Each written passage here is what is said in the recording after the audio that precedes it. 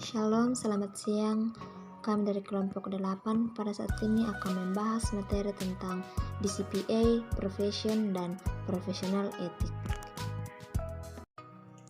Adapun kami dari kelompok 8 beranggotakan 3 orang, yaitu yang pertama Kurniawanti Batara, yang kedua Citra Sarniati Malisa, dan yang ketiga Irene Flandrina Kamani.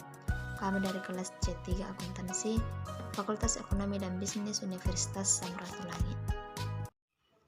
Baik, materi yang pertama yaitu layanan dalam CPA. 4 layanan utama yang disediakan CPA adalah: yang pertama, jasa audit dan jasa asuransi. Adalah jasa profesional independen yang mengatakan kualitas informasi bagi pengambil keputusan. Yang kedua, jasa akuntansi dan pembukuan. Jasa akuntansi melibatkan penyimpanan laporan keuangan klien dari catatan klien. Yang ketiga, jasa pembukuan meliputi penyusunan jurnal dan buku besar klien serta laporan keuangan. Yang terakhir, pelayanan perpajakan meliputi persiapan SPT badan, perorangan dan harta kekayaan serta bantuan perencanaan pajak. Layanan konsultasi manajemen. Layanan ini berkisar dari saran dan mengatakan sistem akuntansi klien hingga instalasi komputer. Yang kedua yaitu The Public Accounting Oversight Board. Dewan Pengawas Akuntan Publik atau The Public Company Accounting Oversight Board memiliki tanggung jawab untuk menetapkan standar audit untuk perusahaan publik. Sedangkan Dewan Standar Audit atau Standard Board menetapkan standar audit untuk perusahaan swasta. Sebelum pembentukan PCAOB, ASB memiliki tanggung jawab untuk menetapkan standar audit baik untuk perusahaan publik maupun swasta. Berikut yaitu prinsip tanggung jawab mengharuskan auditor untuk bertanggung jawab, memiliki kompetensi dan kapabilitas yang sesuai untuk melaksanakan audit. Berikut ini beberapa cara yang dilakukan audit agar dapat memenuhi prinsip tersebut. Yang pertama, auditor mengembangkan kompetensi dan kemampuannya untuk melaksanakan audit melalui pendidikan formal dalam bidang audit dan akuntansi, pengalaman praktik yang memadai, dan pendidikan profesional berkelanjutan.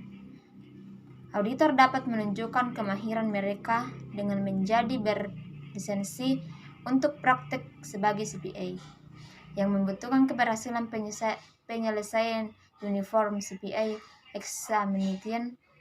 Persyaratan khusus lisensi bervariasi dari satu negara bagian ke negara bagian lainnya. Pengertian kontrol kualitas yang berkaitan dengan kantor akuntan publik. Kontrol kualitas adalah prosedur yang digunakan oleh kantor akuntan publik yang membantunya memenuhi tanggung jawab profesional kepada klien. Oleh karena itu, kontrol kualitas ditetapkan untuk seluruh kantor akuntan publik sebagai lawan dari pengusahaan individu. Yang berikut, professional ethics. Yang pertama, independensi auditor.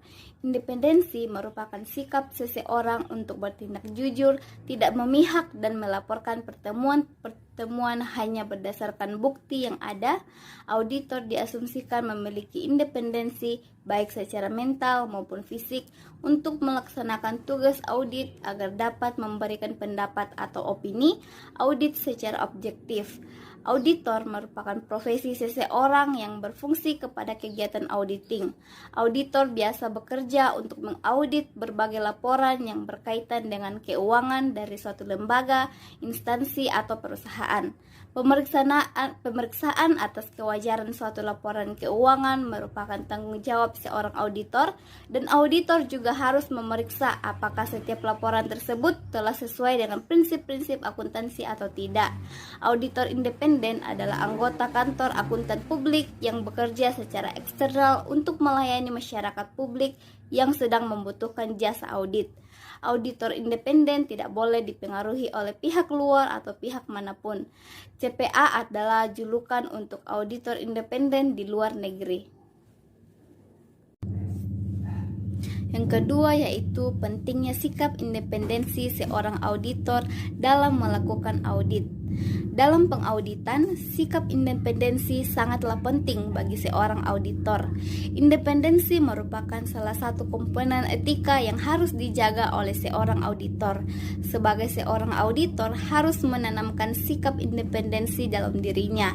Auditor yang memiliki sikap independensi artinya auditor tersebut harus bersikap jujur, tidak mudah dipengaruhi dan tidak memihak kepada siapapun, karena auditor melakukan audit hanya untuk kepentingan umum.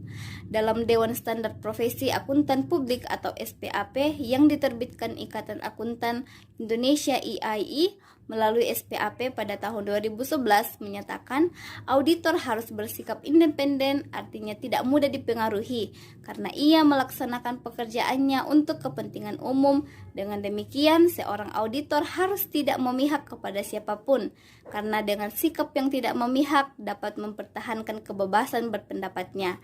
Ada 3 aspek independensi seorang auditor, yakni yang pertama independensi in fact atau independensi senyatanya, yang kedua independensi in appearance atau independensi dalam penampilan, dan yang ketiga adalah independence in competence atau independensi dari sudut keahlian.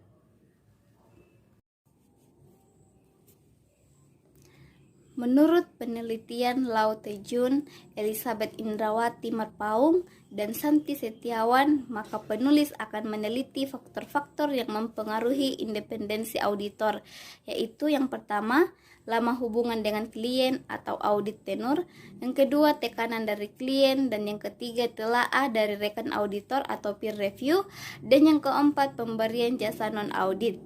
Menurut Randall J. Elder, Mark S. Beasley, dan Alvin Arens yang dialih bahasakan Amir Abadi Jusuf, jenis independensi adalah sebagai berikut. Yang pertama, independensi dalam fakta. Independensi dalam fakta akan muncul ketika auditor secara nyata menjaga sikap objektif selama melakukan audit.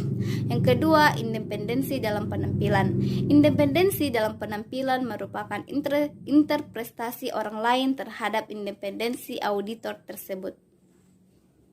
Pengertian dari kompetensi atau competence yaitu ialah sebuah kemampuan yang telah dibutuhkan untuk dapat melaksanakan atau melakukan sebuah pekerjaan yang dimana telah dilandasi oleh keterampilan, pengetahuan, dan juga sikap kerja.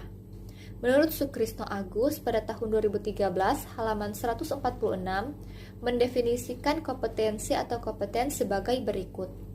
Suatu kecakapan dan kemampuan dalam menjalankan suatu pekerjaan atau profesinya. Orang yang kompeten berarti orang yang dapat menjalankan pekerjaannya dengan kualitas hasil yang baik.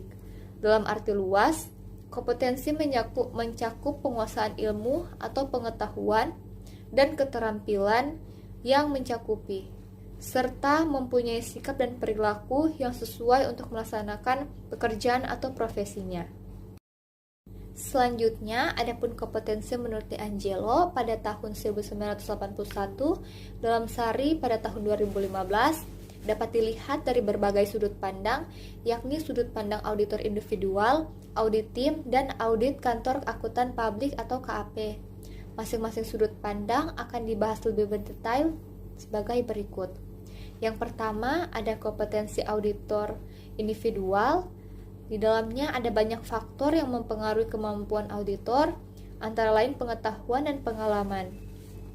Untuk melakukan tugas pengauditan, auditor memerlukan pengetahuan pengauditan secara umum dan khusus, dan pengetahuan mengenai bidang pengauditan, akuntansi, dan industri klien. Yang kedua, kompetensi audit tim standar pekerjaan lapangan yang kedua menyatakan jika pekerjaan menggunakan asisten, maka harus disupervisi dengan semestinya. Dalam suatu penugasan, satu tim audit biasanya terdiri dari auditor junior, auditor senior, manajer, dan partner. Yang ketiga, besaran KAP diukur dari jumlah klien dan presentasi dari audit fee dalam usaha mempertahankan kliennya untuk tidak berpindah pada KAP lain. KAP yang besar menghasilkan kualitas audit yang lebih tinggi karena ada insentif untuk menjaga reputasi pasar. Pada penelitian ini, variabel kompetensi akan menggunakan indikator pengetahuan dan keterampilan profesional terhadap kualitas audit menurut Matius Tandionto pada tahun 2016 halaman yang ke-74. Yaitu yang pertama ada pengetahuan yang dapat diukur dari seberapa tinggi pendidikan seorang auditor. Karena dengan demikian, auditor akan mempunyai banyak pengetahuan atau pandangan mengenai bidang yang digelutinya sehingga dapat mengetahui berbagai masalah secara lebih mendalam. Yang kedua, ada keterampilan profesional audit menuntut keahlian dan profesionalisme yang tinggi. Keahlian tersebut tidak hanya dipengaruhi oleh pendidikan formal, tetapi juga banyak faktor lain yang mempengaruhinya. Antara lain pengalaman yang dapat dilihat dari seberapa tinggi tingkat kemahiran profesional auditor dalam melaksanakan pemeriksaan yang dilaksanakan dengan keterampilan dan kecermatan profesionalnya terhadap pengendalian dalam melakukan audit laporan keuangan, baik dari segi lamanya waktu. Selanjutnya, saya akan membahas mengenai objektivitas auditor. Pengertian objektivitas menurut Lawrence B. Swer, Mortimer E. Dittenhofer, dan James H. Skinner, yang diterjemahkan oleh Desi Aharyani pada tahun 2006 halaman 103, adalah objektivitas adalah suatu hal yang langka dan hendaknya tidak dikompromikan. Seorang auditor hendaknya tidak pernah menempatkan diri atau ditempatkan dalam posisi di mana objektivitas mereka dapat dipertanyakan.